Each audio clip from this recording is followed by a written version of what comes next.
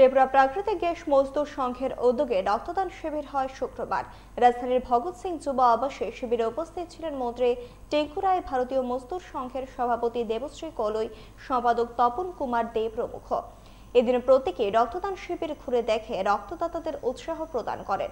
মন্ত্রী তার বক্তব্যে সংগঠনের প্রচার ও প্রসারের পাশাপাশি রক্তদানের উপর বিশেষ গুরুত্ব দেন। 2018 সালে সেখানে 105 টাকা মজুরি ছিল। শহরের মানুষের সকালবেলা চায়ের খরচা, অর্থাৎ একটা বাড়িতে, সাধারণ আমাদের রাজ্যে অনেক বাড়ি রয়েছে যে বাড়িতে চা বিস্কিট আনুষঙ্গিক সকালবেলা টিফিনের 100 টাকার খরচা হয়, অথচ 105 টাকা ওই চা শ্রমিক পরিবারকে মজুরি দেওয়া হতো, ওই শ্রমিকদেরকে মজুরি দেওয়া হতো, না ঘর না কোনো ব্যবস্থা।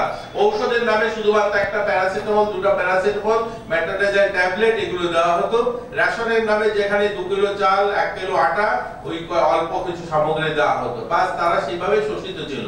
এগুলো নিয়ে কেউ কথা বলেনি। কিন্তু 2018 সালের পর আমরা দেখলাম আমাদের রাজ্যে 8,500-এর বেশি চা শ্রমিক পরিবার, যাদেরকে এই সরকার আসার পর 3,000 পরিবারকে জমির পাট্টা দেওয়া হয়েছে। আজ তারা তাদের ছেলেমেয়েরা মাথা উঁচু করে বাঁচার অধিকার পেয়েছে।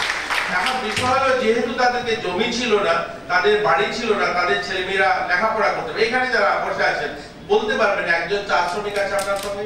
আমরা তো দেখিনি কোথায় কোথায় ভিডিও একজন চা শ্রমিক পরিবার থেকে হয়েছে, বা চা শ্রমিক পরিবার থেকে ডিএম হয়েছে, এসডিএম হয়েছে, পুলিশ আধিকারিক হয়েছে, হয়নি। কারণ তারা পড়াশোনার সুযোগই পায়নি, অথচ ওই শ্রমিকের আন্দোলনের নাম করে তারা সংগঠন করেছে।